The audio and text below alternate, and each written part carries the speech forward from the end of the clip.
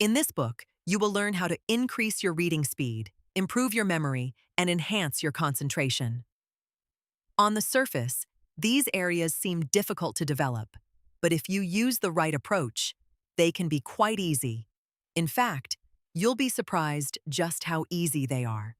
Without wasting too much time on a lengthy and time-consuming intro, let's dive right in. This section will start by showing you how to increase your reading speed by 300% in a matter of seconds. Yes, that's true. In a matter of seconds. The reason I can make such a claim is because you already have the ability to read this fast. You're just not putting it to use. Instead of wasting time on a drawn-out explanation of how this is possible, I am going to simply show you. How you are reading text right now is probably word by word. That is, when you read a sentence, you fix your eyes on every word in that sentence, going from one word to the next and to the next. Not only is this a slow way to read, but when you concentrate on individual words, you often miss the overall meaning of what the sentence is communicating. Space reading. The key to speed reading is to not look at the words, but the spaces in between the words. That's right, the spaces between them. When you look at the space between words, your eyes naturally and automatically pick up the words to the left and right. You don't have to exert effort or force. It just happens on its own. Try it for yourself. Below is a two-sentence paragraph with a small dot in between each word. Go through the paragraph, glancing quickly through each of the dots. Start with the first dot, then move to the second, then to the third, and so on. When doing this, don't look at the words. Simply scan your eyes from one dot to the next in quick succession. Even though you are not looking at any of the words in this paragraph, your eyes and mind are still able to pick up the text. This happens because paying attention to the spaces prevents your eyes from narrowing their focus on individual words. Whoa! Amazing, right? By paying attention to only the dots, the spaces between the words, your mind was able to capture the text rapidly. As a result, you were able to read more at a faster speed and with higher comprehension. This is the essence of speed reading. You change your focus from looking at individual words to the spaces in between the words. There you have it. You have just increased your reading speeding. If this didn't work for you, try the exercise again. Remember, look at only the dots in between the words in the above paragraph and swiftly move from one dot to the next. You might try softening your gaze when doing this.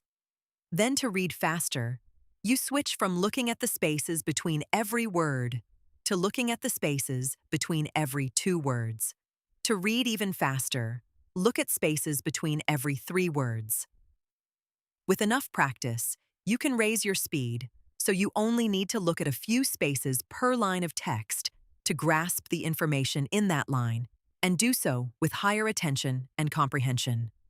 However, don't immediately jump to this level. You need to practice. First, practice for a few weeks, looking only at a space between every word. Once you are comfortable reading at this level, move up to glancing at spaces between every two words. Go up to a space every three words only when you are proficient with every two. As you progress, make sure to work on expanding your peripheral vision. That is, expand your ability to capture more words to the left of the space and words to the right of the space. Your goal is to notice more and more words on each side. When practicing, don't try to force yourself to comprehend what you are reading. Simply focus on creating a habit of looking at the spaces and moving from one space to the next. As mentioned, understanding and comprehension will come naturally. Trust your mind to be able to construct meaning without conscious effort on your part. The great thing about this technique is that it is not a skill you need to learn or develop. It is an innate ability that you already possess.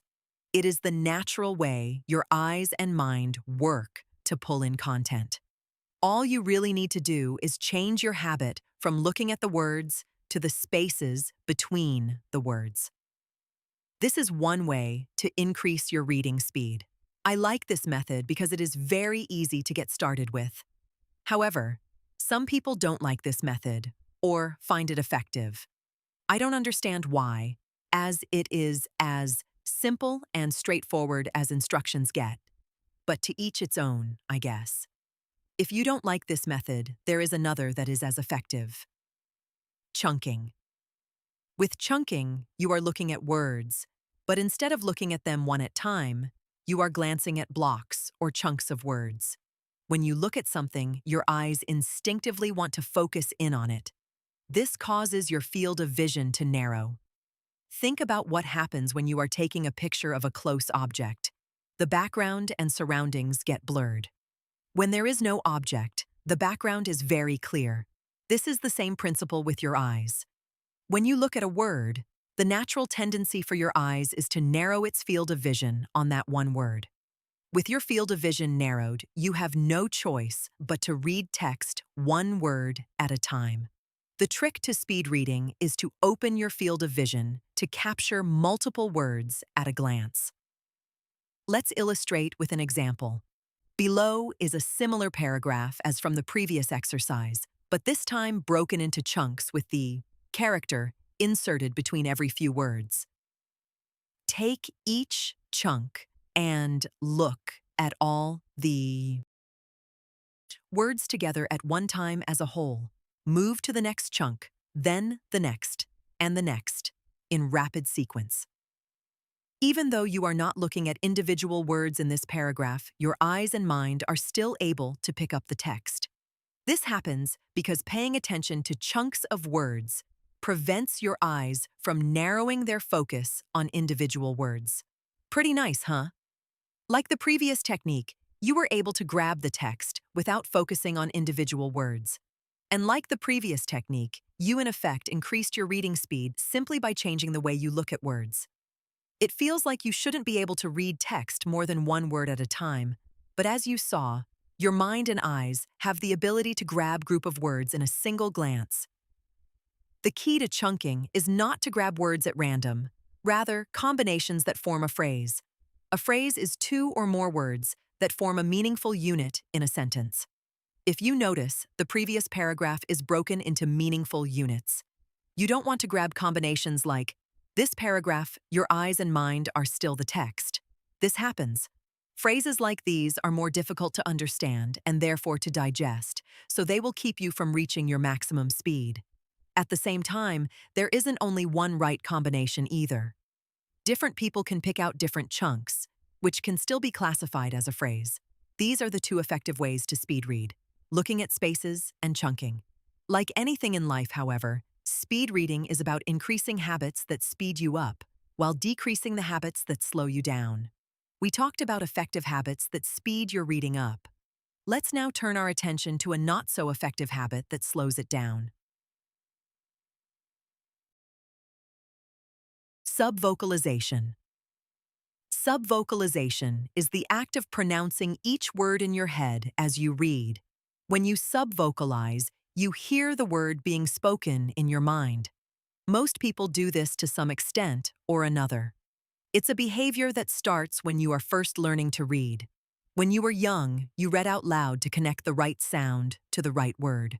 Once you become fluent, you stopped reading out loud and started reading in your head. Most people continue reading this way, hearing the little voice in the back of their mind for the rest of their lives. The problem with subvocalization is that it adds an unnecessary step to your reading.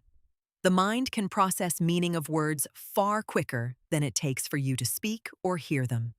By vocalizing words out loud or in your head, you force your mind to read slower than its potential.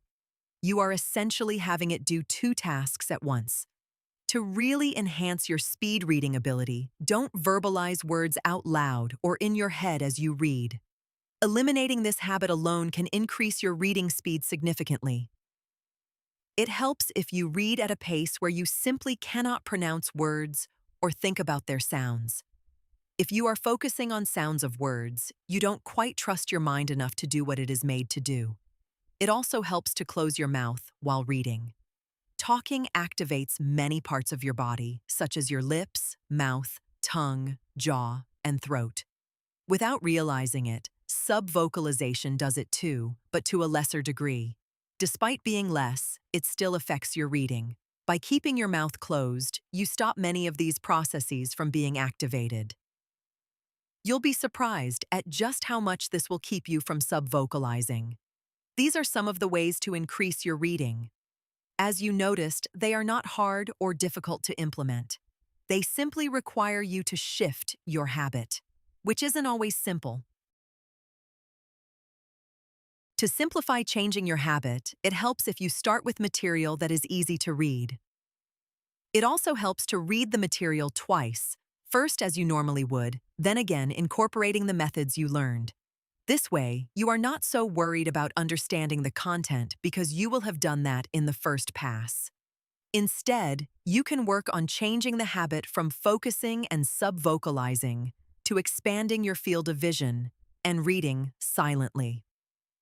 Before moving to the next section on improving memory, if you would like to learn more fascinating information about how your mind works and powerful methods to learn and do more, make sure you are signed up to the Mind Lily Mind Performance newsletter.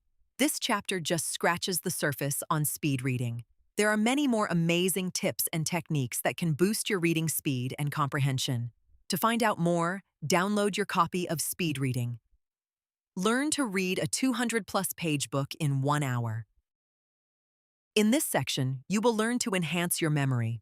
Before getting started, it is important to realize that learning, understanding, and memory are in a way one and the same. If you are trying to learn something, more than likely, you want to remember it. In order to remember something, you have to first learn it. To make your learning and memory useful, it helps to have an understanding of it. Because of the similarities, this section will discuss memory improvement in relation to learning and understanding as well. When it comes to enhancing memory, there are a ton of memory systems and methods out there. I'm sure you've come across many of them like acronyms, rhyming, association, and dozens more. With so many techniques, it's hard to know which one to use, how to use them, in which setting, or with which type of information. This section will make all that very clear. It will show you how to bring together all the different memory aids in a format that makes it easy to not only learn and understand material, but to remember it as well. With this format, you will be able to remember all types of information, whether it's facts from a book, details of a lecture, the events of your daily life, or even a set of complicated instructions for work. So how does this format work? The format revolves around repetition. Repetition is exposing yourself to a thought or idea over and over. The basic principle is that the more you repeat something, the more your brain takes notice to remember it. Repeat a thought or idea long enough, and you are guaranteed to lock it in your mind. Repetition is essential to learning. In fact, it is the mother of all learning. Everything you know or know how to do was learned through repetition. Even the fancy tricks of memory experts can only be applied through the use of repetition. It is the most important tool in the memory toolbox. When people think of repetition, however, they think of it as tedious and mind-numbingly boring.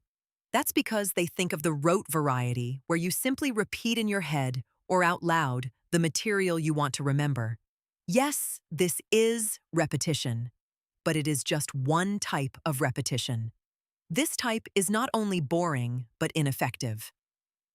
Fortunately, there is more to repetition than rote memorization.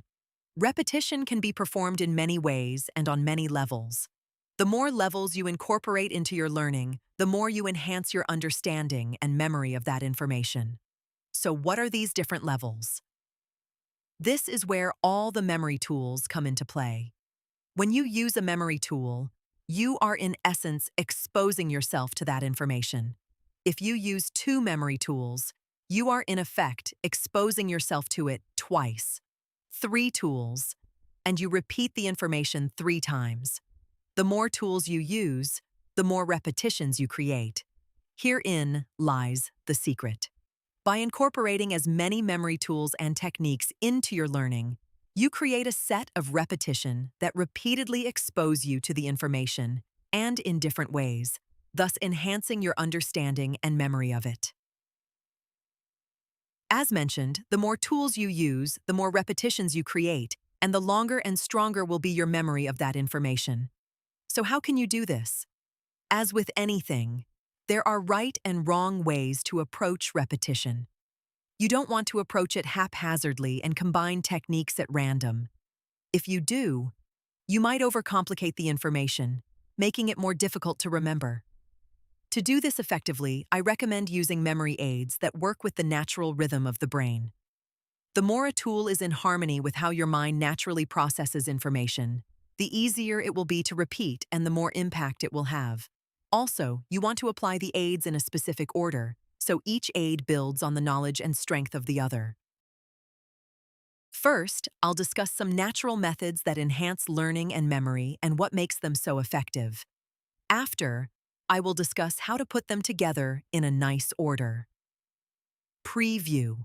The first method is preview. Preview means glancing over material you want to learn or remember. For example, if you are assigned to read a chapter of a textbook, preview would involve reading the title, chapter summary, the main and section headings, as well as any items in bold, underline, or italics. If the chapter includes pictures, tables, or graphs, you would glance at these as well. Previewing is effective for learning and retention because it prepares your mind for what you are about to learn. It gives you a framework of what will be presented and in what order. This makes it easier to grasp and retain information, as you know what pieces are coming and how they fit together. You can think of preview like assembling the outer edges of a jigsaw puzzle. When you have the outer edges assembled, it's easier to put the pieces in the right place. Otherwise, everything gets jumbled without any clear structure or direction. Taking notes. Note. Taking is another relentlessly effective memory aid. Studies show that when you take notes, you learn material much better and retain it far longer, even if you never review the notes you take. Did you read that? Taking notes helps you remember information even if you never look at what you wrote down ever again. I can quote many studies to support this claim, but you likely already have plenty of evidence from your own life. How many times have you written something down to find it automatically fixed in your mind? You write a shopping list only to realize you don't need to look at it when you are at the store. You set an appointment in your calendar only to remember it without a reminder. Or how about the opposite? You come up with an idea so great, you can't possibly forget it. So you don't write it down. 20 minutes later, you've not only forgotten the idea, but that you had one in the first place. This happens for many reasons. One reason is that note-taking requires you to pay attention. In a dull lecture or when you are reading complicated text, your mind has the tendency to wander, especially if you are tired or preoccupied. Taking notes keeps your mind from wandering because you have to concentrate on the words, at least to some degree, if you are to write them down. You cannot write down what your mind does not notice.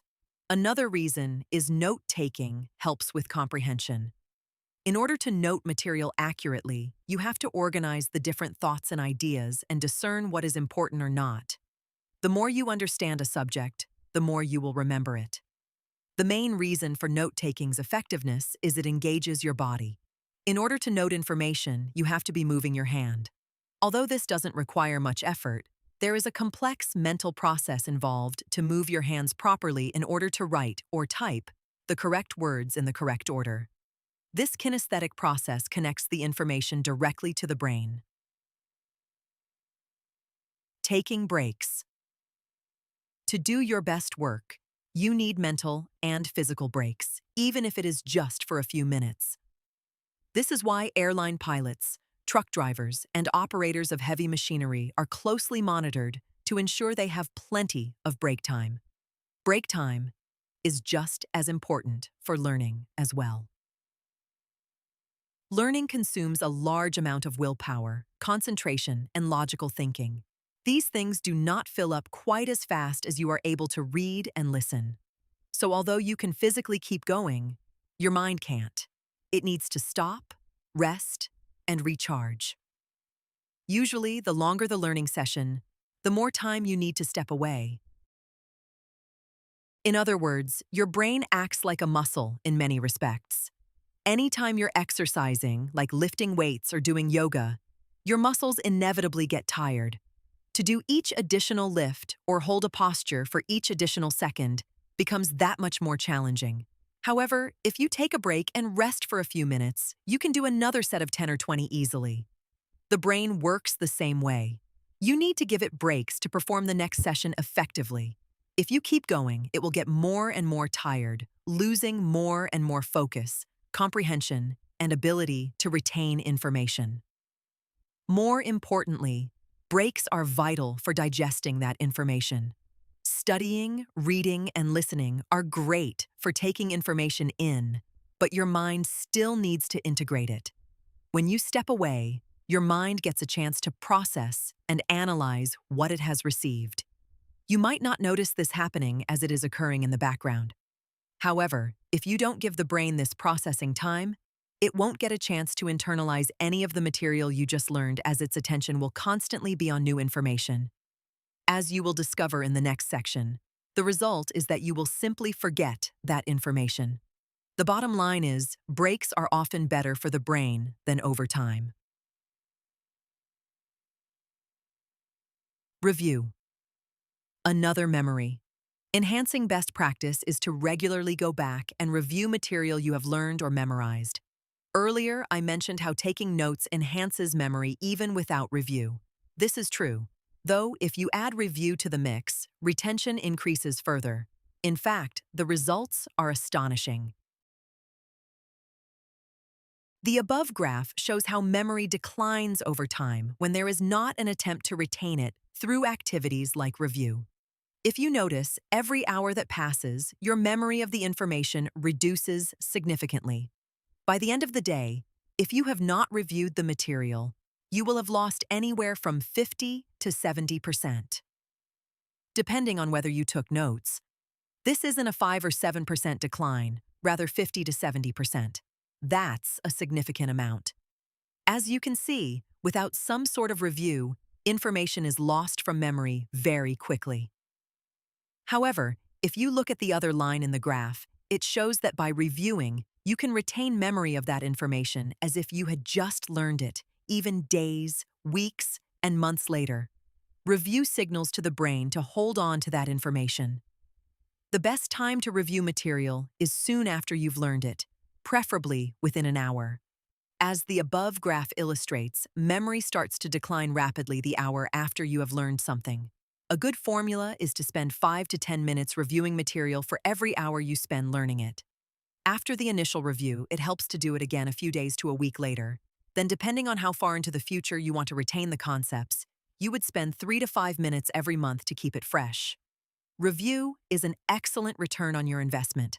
5 minutes can potentially save hours of time that you've invested reading, writing, learning, or taking notes on something.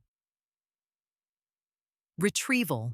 Retrieval is the act of recalling information you've placed in memory.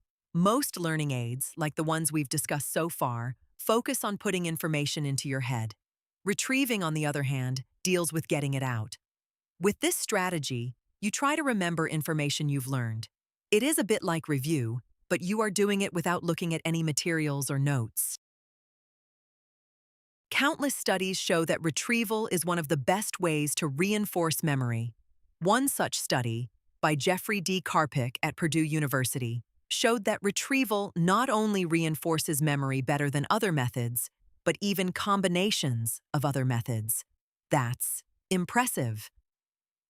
Retrieval works so well because it helps your brain keep track of where it is filing information. Imagine a large room crammed with filing cabinets. When we learn something, the information is placed into one of the drawers of one of the cabinet. If you have been placing large quantities of information in the different drawers, Over time, you're going to forget what information you put in which drawer. By accessing the information regularly through retrieval, you recreate and rediscover the path to the drawer. This reinforces not only what's in the drawer, but where the drawer is located.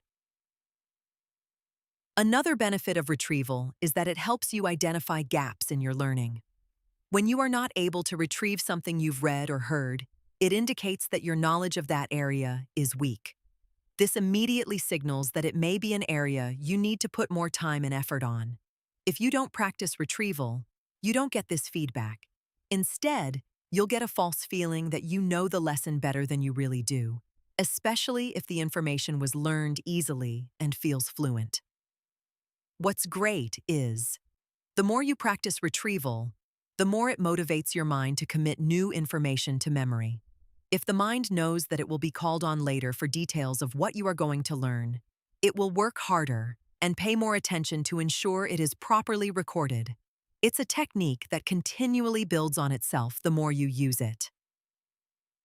Retrieval has become the big rave these days. With all the recent studies validating its benefits, a new breed of memory authors and experts are writing, talking about, and selling this technique. If you haven't heard of it already, I suspect you'll be hearing it more often. Define our so-called style.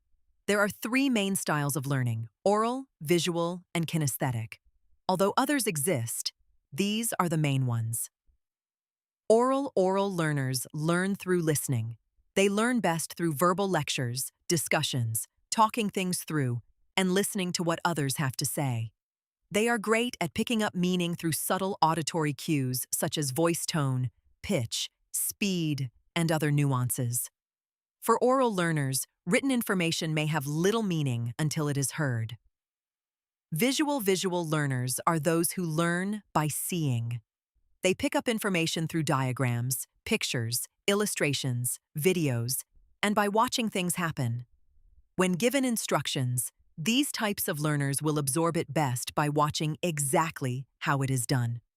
For a visual learner, information may have little meaning until it is seen.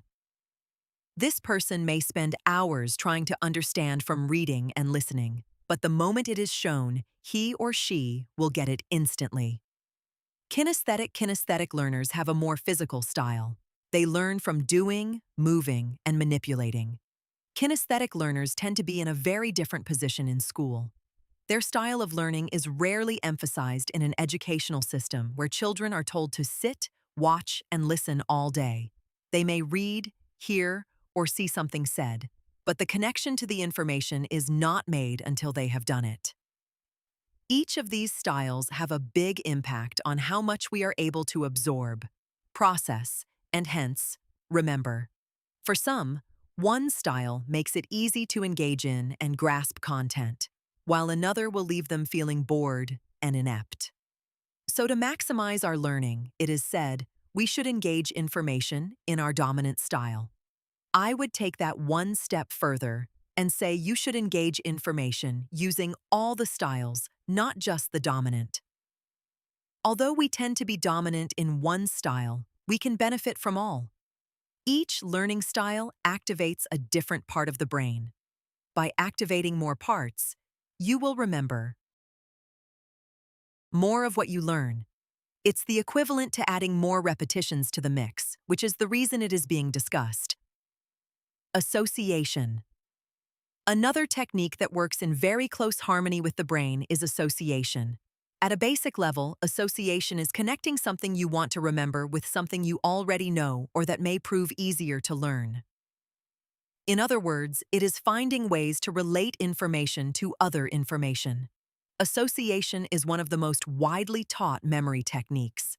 It is one of the oldest, too, used by ancient storytellers and orators to recount lengthy tales and speeches to their audience. It is also very popular among memory champions and authors, with most memory improvement books heavily emphasizing their use. Why are associations so popular? The obvious answer is because they work so well. The obvious response is, why do they work so well, Mr. Smarty Pants? Well, as I mentioned, associations work in line with how the brain likes to store and use information. Unlike a computer's memory, which stores and calls up information directly, our memory is stored in a complex web of interconnected links. That is, our memories are not floating around aimlessly in our head. They are connected and anchored to one other like the roots of redwood trees. As a result, when you think of one thing, that thought will bring to mind related things. For example, when I say the word lemon, you probably think yellow, round, citrus, and sour. You might also think about candies that have a lemon flavor like lemon drops or drinks like lemonade.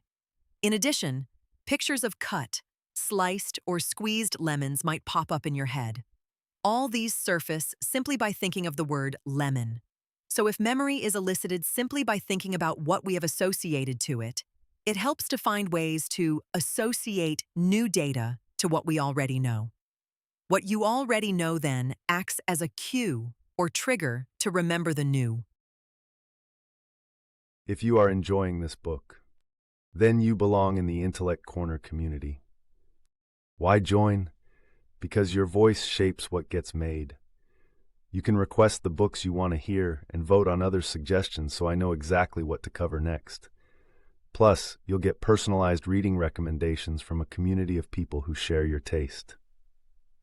It's also the central hub. I run around 20 different channels, and the community is the easiest way to browse them, find the books you're looking for, and make sure you never lose access to our content if we ever move beyond YouTube. Click the link in the description to join Intellect Corner, and let's decide what to read next. For example, if you wanted to remember the names of the U.S. president, you might connect or associate them to the states they are from, like Abraham Lincoln, to the state of Illinois. The state then becomes a cue to remember the name. Because associations are so popular and have been around for so long, countless varieties of this technique exist. Everything from acronym, loci method, peg system, link system, etc. Personally, I don't care for most of them as I find them too limiting. They work great for lists or in an educational setting, but they prove too unpractical otherwise. The association technique that I recommend using is connecting or relating new information to the big picture. Too often when we learn a subject or idea, we do so in isolation. However, there is almost always a bigger purpose or context to the idea that we may either overlook or fail to grasp. For example, earlier in the section I talked about visual learning. I brought up that topic because it relates to the 3 styles of learning. Learning styles influences how well you can grasp information. More importantly, the different styles can be used as a way to add repetition to your learning. Repetition is the overall purpose or big picture of this section. If you failed to see how visual learning style connects to the big picture of repetition, you would miss a crucial lesson. You might know all the ins and outs of what visual learning is, but that knowledge would have little use as you wouldn't know how to apply it effectively. Most of us are doing this all the time. We get so busy trying to learn and remember the million pieces of information that is thrown at us, we forget the bigger context it is being presented in. We could be learning about the organs of the body and not see how they interact with each other or even where they reside in the body. We might be learning about animals, but fail to see that it is being taught in the context of the different ecosystems they live in. We could be learning about historical facts and events, and be oblivious to the more important details of when and where it happened. By connecting the smaller pieces to a bigger or broader context, you are not only making associations and connections, but ones that are meaningful. This will ensure that in addition to remembering the material better, you understand it better as well. Without connecting it to the bigger purpose, the idea would simply become an isolated thought in your mind, losing relevance or purpose. Test yourself.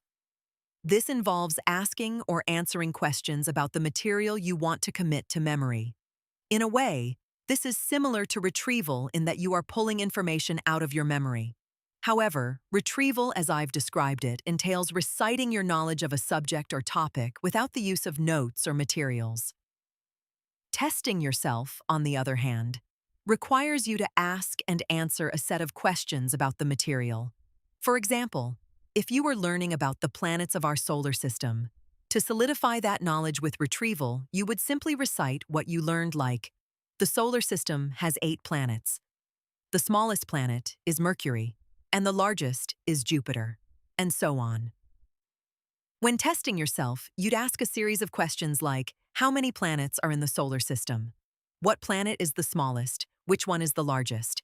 Which planet has an icy ring orbiting it? Like retrieval, testing is a tried and true way to commit information to memory. Also like retrieval, there are loads of scientific studies that support this as one of the best methods out there. Researchers have actually created a technical term for this, the testing effect. I can reference these studies to support the power of testing yourself, but I'd rather reference something that gets less attention. Did you know there is a mechanism in your mind that is designed to seek answers whenever a question is posed? Really? There resides a mental process in your brain where anytime it hears a question, whether it was asked by you or someone else, it begins seeking possible answers. This mechanism is automatic. You don't control it, it just happens. And you can't really stop it either. When a question is brought up, the mechanism is triggered and answers are sought. Often, it doesn't matter how rational the question is. The mechanism of the mind simply begins searching for possible answers and brings them into your awareness. You can ask 2 opposing questions, and it will seek answers to both. If you don't believe me, try it for yourself. Ask yourself, why am I so smart? You'll probably get answers like, because I went to school, I study hard, I eat healthy, etc. Now ask the opposite, why am I stupid? The responses you receive might include, because I don't study, I am lazy, or I don't eat well. Whether you truly think you are smart or stupid is irrelevant. The answers you receive are in accordance with the question that is asked. This is happening all the time, all around you. You might be watching a tragic story on the news and utter, how could that happen? With someone next to you suggesting a likely reason. Or you might be venting about why your coworker acted a certain way, with your friend giving you an explanation. Again, this happens because your questions prompt this response mechanism in the other person. What you'll find is that often the other person's answer may not be in line with their true views, yet they are still expressing it because that's the answer the question triggered. This explains why we so often play devil's advocate in conversations for no apparent reason. The point is, when you test yourself with questions, you immediately engage this mechanism. This does so many things. It forces your mind to start thinking about the lesson and, more importantly, to begin seeking answers and solutions. Thinking about answers acts as a form of retrieval that reinforces your memory of the information. In addition, it identifies deficiencies in your knowledge if you can't come up with correct responses or any at all. If you notice, throughout this book, I ask a lot of questions. It is not by accident, it is deliberate. I do it because I know it will engage you, have you thinking about the material, as well as improve your memory of it. Teach others. This means explaining the subject matter to another person. The best way to test if you really understand something is to teach it to someone else. When you teach, you learn at a level you could not have otherwise. This is because you are forced to interact with the topic on many levels. You are retrieving it, organizing your thoughts, verbalizing it in a clear way, answering questions the other person might have, etc. It takes you from being a mere student of the material to becoming a master. Now, I'm in no way suggesting that you change your occupation and become a teacher or professor. All I am saying is impart your knowledge to another person. That other person can be a friend, spouse, or students and colleagues who are having trouble with the lesson. You might even teach to a group of stuffed animals. Why not? This sums up the discussion of the different memory methods. These methods are some of the best ways to learn, understand, and enhance memory of information. They work well because, as you saw, They function with the natural rhythm of how your brain likes to take in and store information.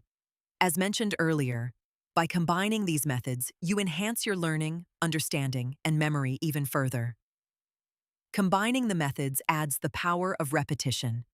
The more you expose yourself to information, the longer that information will stay in your mind. So how would one go about combining these methods? It's simple, really. Step 1.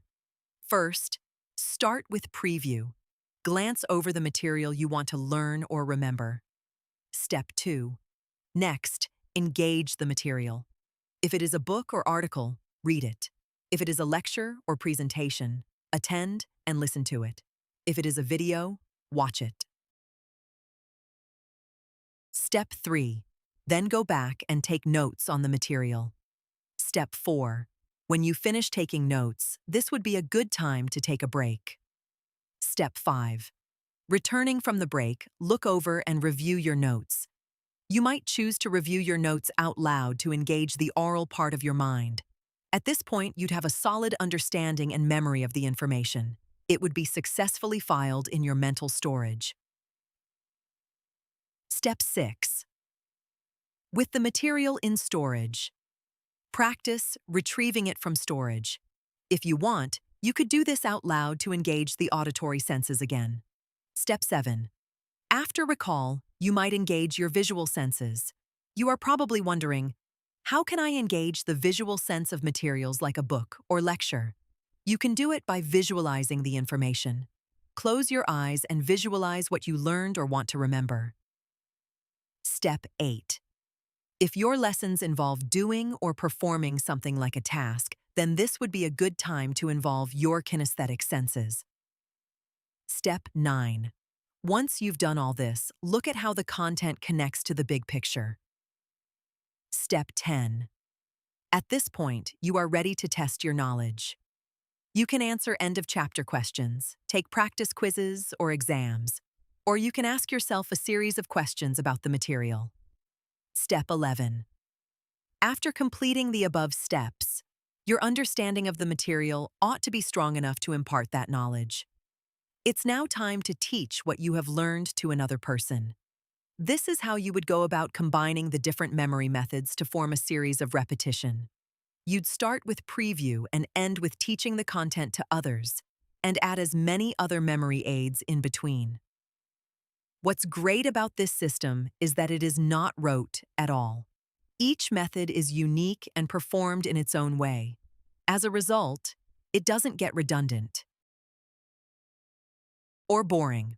Also, each method targets, stimulates, and engages different areas of the brain, hence activating different parts of your memory. When doing this, follow the above steps as closely as possible. Try to incorporate as many of the methods as you can and in the listed order. The reason is the earlier steps make it easier to do the later ones. Reviewing material will help you better retrieve it. If you can easily retrieve the lesson from memory, you will have an easier time visualizing it. If your knowledge is strong enough to visualize the content, then it is likely strong enough to test yourself on it. If you can answer questions correctly, then you are in a better position to teach it to others. However, this is not a hard and fast rule. You may not always be able to do all of these steps or do them in the exact order. For example, if you're reading about yoga postures, it will be tough to practice the moves in the middle of a bookstore. If you are reviewing history notes, visualizing the events may prove difficult in a loud or distracting environment. In these instances, do the steps you can in the moment and skip the ones you can't for later, but do make sure to do them later. At initial glance, all these steps may seem time-consuming and a lot of work. Although it seems that way, in reality, it is not. Many of these steps take very little time and can be done rather quickly. For every hour of learning, you need only spend about 2 to 5 minutes on each of the individual steps of previewing, reviewing, retrieving, visualizing, and testing. You shouldn't spend more time than that. Taking breaks is never an issue for most people, no matter how long it is. Taking notes and physically performing a task do take time. However, often you can't avoid them. Teaching might be time-consuming too, as you are interacting with other individuals, but if you manage it well, it can go rather quick. All in all, it should take only about 15 to 25 minutes to go through these steps for each hour spent learning. If this still seems like too much, then what is the other option? Do you want to simply plug knowledge into your brain like Neo in the Matrix? Until technology catches up, that's not a real option. The problem is, if you do nothing, as you saw from the graph, nothing is what you'll end up remembering. It's not a question of if, rather when. The less you repeat the material, the quicker you will lose it. So wouldn't you rather spend an extra 15 to 25 minutes to lock in what you've learned than lose the hour you spent trying to get it? As you know, repetition is necessary for information to stick in your mind. There is just no way around it. This is how the mind, memory, works. The more it is exposed a certain type of information, the more it remembers it, even without conscious effort on your part. This applies not just to information, but to your thoughts, emotions, and mental states as well. If you notice, your dominant thoughts, emotions, and states, whether positive or negative, are those that have been replayed the most often. They are the ones you have focused on or are focusing on constantly in your life. Even fancy tricks of memory experts and champions require repetition to learn, get comfortable with, and apply. For example, you might create an acronym to remember the colors of the rainbow. Well, you still have to review and repeat that acronym for it to stick in your mind. It won't magically etch itself the moment you create it. Since repetition is so vital and there is no avoiding it, this is as efficient a memory technique as any. It is systemized, works with your natural rhythm, and complements each other. What you'll find is that in the long run, this format actually saves time. You're not reading a book and then rereading it again a week or month later to remember what you read. If done right, weeks and months down the road, the lesson will still be in your head. And when the lessons stay in your head, you'll be able to use and apply them more readily. Instead of saying, well, I read some good advice a few weeks ago, I just don't remember it. Once I read it again, I'll know what to do. If you are like most people, you'll likely forget to even read it again. If there is a challenge with this format, it's that it requires you to be active with the material, which you are probably not used to doing. You're probably used to taking information in passively by merely reading, watching, and listening. It is much easier to passively read, watch, and listen to a passage than to actively retrieve, visualize, or answer questions about it. This is why most people prefer to reread or re-listen to a lesson than try any of the more effective methods. Another challenge is that some of the methods take effort, maybe even some exertion and force. You'll be trying to visualize a lesson, and it will feel like pulling teeth as you battle with other thoughts to form an image in your mind. You will set aside some time to practice retrieval and draw a blank. Or you'll be attempting to answer questions, but your resistance will be so great that you'll keep putting it off. Realize this happens only because you are not habituated or accustomed to the methods. Retrieving or visualizing information are things you are not used to or have been required to do. As a result, they will feel uncomfortable and sometimes downright painful in the beginning. The notable phrase here is "in the beginning." The more you do them, however, the less resistance and pain they will create. At one point, you were not accustomed to reading. It might have been challenging and unenjoyable to go through just a few simple pages. You might still find reading unenjoyable, but since you've been required to do it your whole life, it's probably not as challenging anymore as you've become accustomed to it. Just as with reading, you will have the same experience with these methods. Initially, it will be a strain on your will, but through practice, the struggle will pass. The key is practice. You have to practice as much as possible, as often as possible, and with as many different types of information as possible. It helps to start with shorter, not so demanding material, like an article. Take a random article or one that you find interesting and practice previewing, reading, noting, taking a break, retrieving, visualizing, being active with, testing, and teaching it. Then grab another article and do it again. Keep doing it until the format becomes second nature, so the next time you pick up a book or head to a lecture, you automatically go to preview and the subsequent steps. This is all for enhancing your memory. If you would like to go deeper into any of the tips offered here, as well as many other amazing ones, then you don't want to miss out on memory. Simple, easy, and fun ways to improve memory. The book describes in great detail how to effectively apply these techniques in different settings: school, work, and personal life.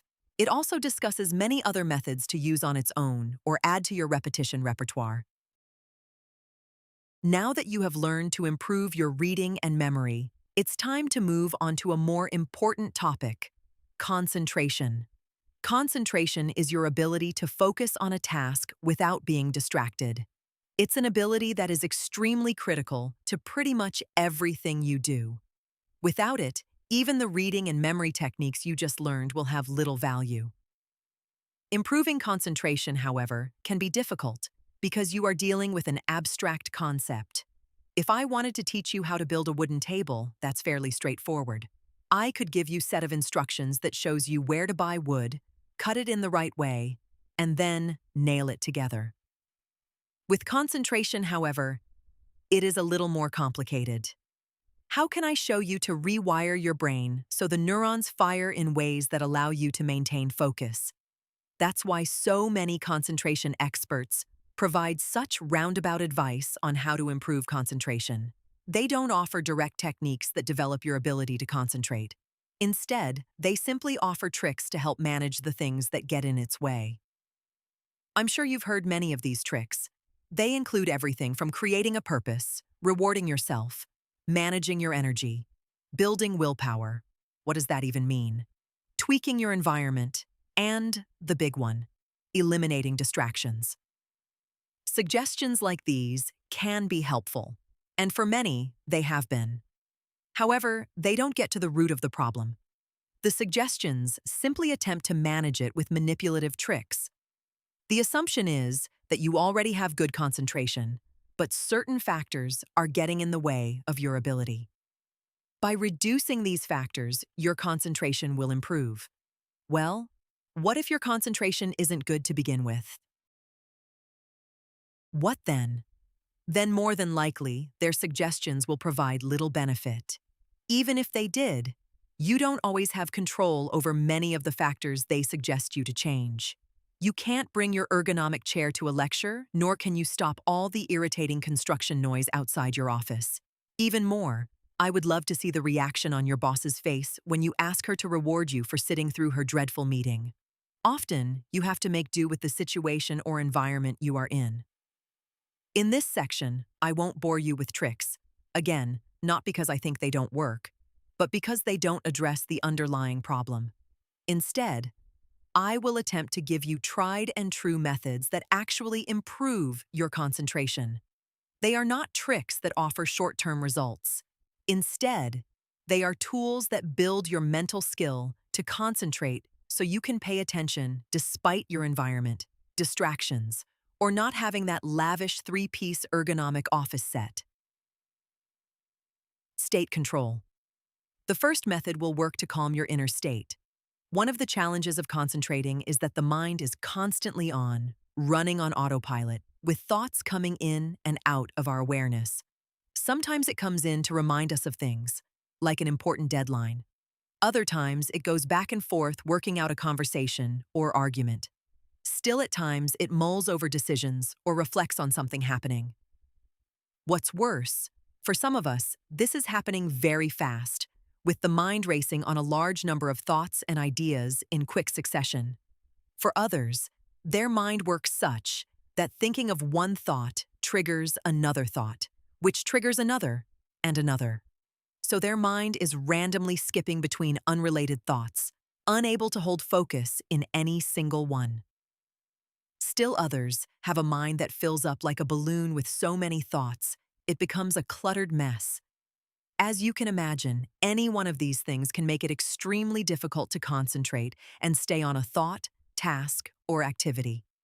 Next thing you know, you are unable to concentrate, not because your thoughts are racing and jumping, but quite frankly, you're exhausted from trying to keep your thoughts from racing and jumping. What's more is that your thoughts trigger emotions. If a thought comes up, then more than likely it comes with a certain feeling. So being reminded of that deadline might trigger anxiety. Thinking about an argument with a spouse may well trigger anger or resentment. Or the thought of making a wrong decision can elicit fear. So not only are your thoughts coming in and out of your awareness, but so are your emotions. These emotions are not only distracting, but they have a big impact on your thinking.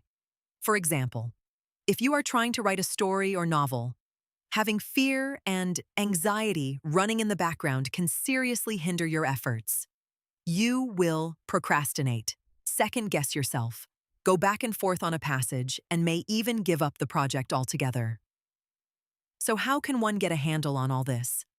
As you can imagine, this is not easy to do. You can't tell your mind to stop racing, and you can't always ignore negative emotions relentlessly clawing away at you. It takes time, effort, and training to manage these things. Buddhist monks spend their entire lives in this endeavor. Though, instead of spending months, years, or even a lifetime trying to manage your inner distractions the hard way, there is one thing you can do that takes little time or effort. That one thing is a relaxation exercise. Relaxing the mind slows down your thoughts and stops them from racing, jumping, or filling your head like a balloon. More importantly, it dampens your emotions so they don't distract or get in the way of your thinking. This occurs as a byproduct of the relaxation. Calming your mind naturally calms your thoughts and emotions. You don't have to struggle or force. It happens on its own. You just have to work on calming yourself, and the rest takes care of itself. When the volume of your thoughts and emotions are turned down, you'll be surprised just how easy it is to think, hold a thought, and, well, concentrate. You'll find your thoughts and ideas flow more easily and naturally, with little strain and effort on your part. Here is a quick exercise to get you started. First, close your eyes, clear your mind, and begin breathing deeply through your nose. Inhale slowly, paying attention to the air flowing into your lungs. Hold your breath for a few seconds, then exhale slowly while concentrating on the air flowing out. Focus only on the movement of air in and out of your nose. As you do this, repeat in your thoughts or out loud, "I am calm in mind and body." Try not to rush or feel rushed as you do this. The goal is to slow your mind down. By rushing, you hinder the process. After a few minutes of breathing and reciting this mantra, you will begin to feel a calming and relaxing sensation wash over you. Your thoughts will slow down, and you will be less influenced by emotions of anxiety, fear, or urgency. This will allow you to think better and more clearly. Ideas will flow more naturally, unhindered and uncensored by other thoughts and feelings. This is the easiest, most effective way to improve concentration. As you'll notice, the effects are immediate, without the need to put forth a lot of time, effort, or mental training. You'll find that an upcoming deadline or the sheer amount of work in front of you doesn't elicit as strong feelings of stress or feelings of being overwhelmed. And those emotions don't elicit thoughts of worry or what will happen if you don't make the deadline. As a result, it's easier to think, hold a thought, and concentrate. Use this exercise anytime you feel off, overwhelmed, or your thoughts and ideas aren't flowing as you'd like. Take a minute to calm your mind and emotions. It'll give you the clarity you need to get the focus you desire. Building endurance. The next method is concentration training. This involves training your brain to hold your thought on an object or subject for longer and longer periods. It's a simple method with big results. To do this, grab a small item that you can hold in your hand. You might start with a piece of fruit like an apple or orange. Now, examine the item from all sides and angles while keeping your full attention on it. Notice as many details as possible, such as its size, shape, and curves. Also pay close attention to its texture, as well as any shadows that are cast on it. You might even pull out a magnifying glass to observe it more closely. While doing this, don't think about anything else. Keep your focus on the object in front of you. Don't lose yourself to thoughts like where the apple was grown, how long it will stay ripe, or its nutritional content. If you find your thoughts drifting like this, bring them back. Don't get mad or upset that your mind drifted. Simply bring it back and continue with the exercise as if nothing happened. What you will notice is your thoughts don't drift spontaneously. The process is slow and sly. As your attention is focused on the apple, you might start thinking about dishes prepared with apples, like apple pie. Apple pie may take you to a memory of last week's dinner when you had apple pie for dessert. That memory may trigger a memory of the TV show that you watched after dinner. Then you start wondering what's going to happen in the next episode of the show. And lo and behold, your concentration is gone.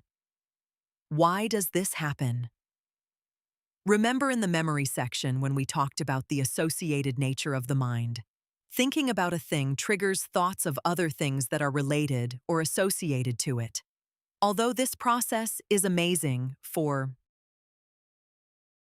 enhancing memory, it has the opposite effect on concentration.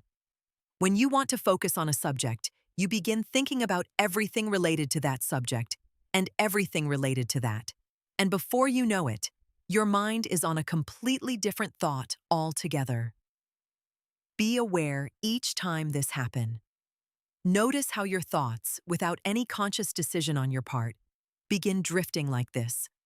The more aware you are when this is happening and how it is happening, the more you can stop the pattern and bring yourself back. What you will also notice is that not only will your thoughts drift, but so will your actions. 1 minute you're examining an apple in your hand. The next minute, you're doing something completely different like checking phone messages, going to the bathroom, or reading an online article. On occasion, you may even find yourself in a different room, forgetting that you were initially doing this exercise. It's interesting how, even though your intention is to remain present in the exercise, you are anywhere but present and everywhere but on the exercise. You went from here to there without consciously realizing it. It's as if your unconscious took over your decision and went and did its own thing. Guess what? Your unconscious does that. Your unconscious habits, routines, behaviors, and impulses have the ability to override what you are doing or would like to be doing at any given moment and have you acting and doing something completely different. It does it and is doing it all the time. Like your drifting thoughts, it is also very sly when doing it. So be aware of not only when your thoughts drift, but when your actions drift as well. Notice the triggers that cause your actions to go in another direction. If it is a habitual response, usually there are no triggers. You're automatically reaching out for your phone or pulling up the internet on your screen. By paying attention to when your concentration is taken away, you'll be able to stop yourself and bring your actions back to the exercise. When doing this exercise, try to keep your focus on the item for as long as you can. In the beginning, you will find you can only hold it for 10 to 20 seconds before you either start losing yourself to other thoughts, getting irritated, or feeling the itch to do something else. You may even find yourself getting more and more impatient and resistive as the seconds go by. That's okay. Start slow and gradually move up. You might set a goal to do it for 20 seconds. Once you master 20 without interruption, move up to 30 seconds. Then a minute. Then 2 minutes. Then up to 5 minutes. By continually progressing, you will build your endurance and habit to concentrate.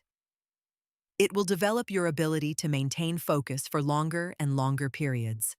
By building endurance here, you will be able to carry it over to other areas of your life, making it easier to stay on tasks, conversations, assignments, and projects.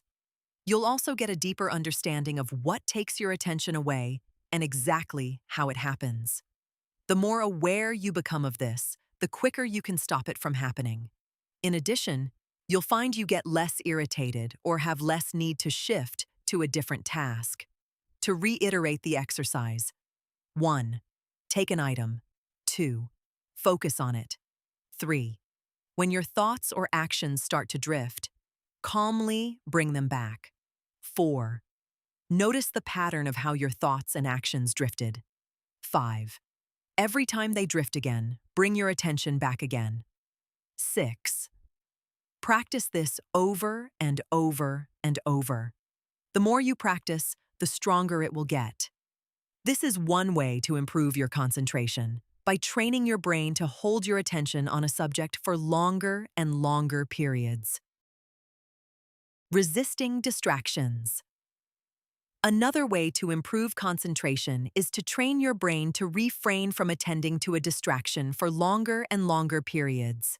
For example, you might put your phone in front of you or stare at an incoming email message and see how long you can go without picking it up or checking it. Again, you will find in the beginning you can only do it for a few seconds before your body just takes over and reaches out for the phone or keyboard. Each time you reach out, notice what is going on internally. Pay attention to the thoughts your mind uses to convince you to pay heed to the distraction. It will say things like, "What if it's an important message? If I don't respond now, she'll be upset." The fact of the matter is, 99.99% of the time, everything will be fine. The world won't collapse if you ignore the distraction. Though you'll find the mind has a way of making the 0.01% probability feel like 99.99% by throwing into your awareness all sorts of doom and gloom scenarios of the awful things to come if you resist that distraction for another second. Also notice how your body feels. Do your muscles tense up? Do you feel anxious or agitated? Do you find your mind completely fixed on that distraction, unable to think about anything else, even though you've decided not to attend to it? You might even find it hard to sit still, so you get up and start pacing. Like in the concentration training exercise, notice both your mental and physical reactions. They provide loads of clues as to how you are pulled into the distraction. Most of the time, it's been outside your conscious control. You didn't actually make the decision to become distracted. It was your habituated and impulsive response that acted on your behalf. What this exercise aims to do is retrain that habitual response.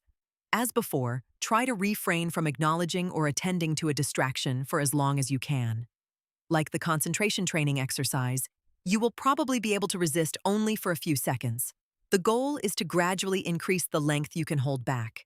Do it until you can't do it anymore. And then a little longer. Then a bit longer after that. Keep building up your resistance. You can do this exercise with all types of distractions.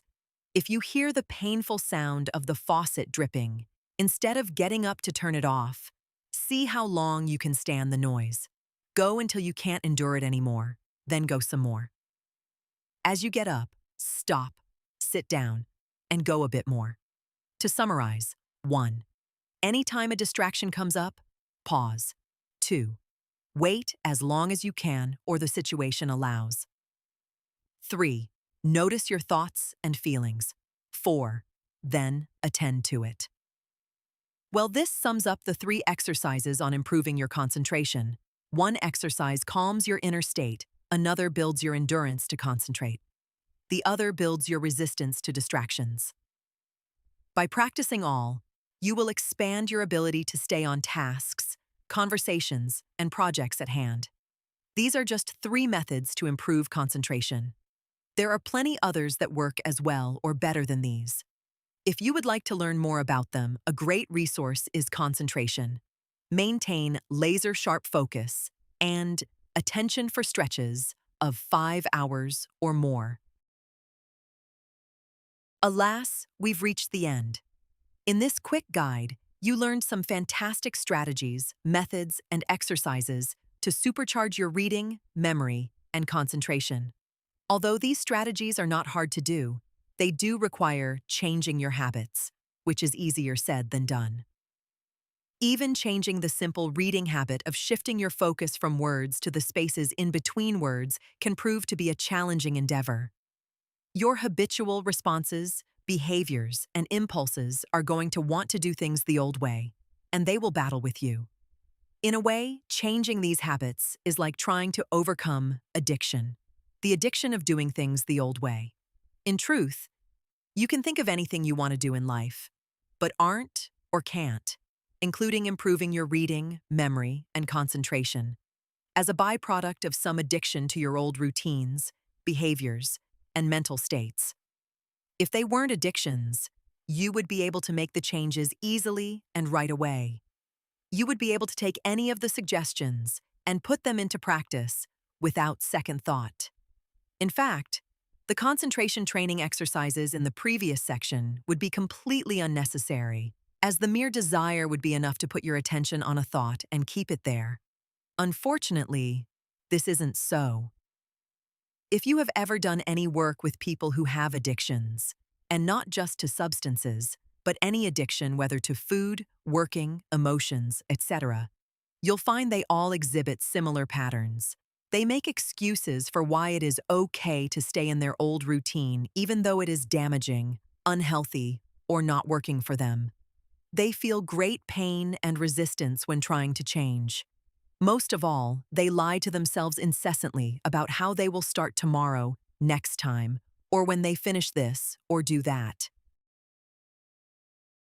With that said, like an addict, you may want to stick to your old reading, memory, and concentration routine, even though they are not working for you. Like an addict, when following the suggestions, you may feel resistance and pain, maybe even withdrawal. Like an addict, you will put off the advice for a later time, incessantly lying to yourself that you will do it with the next book you read, the next lecture you attend, or the next fill in the blank.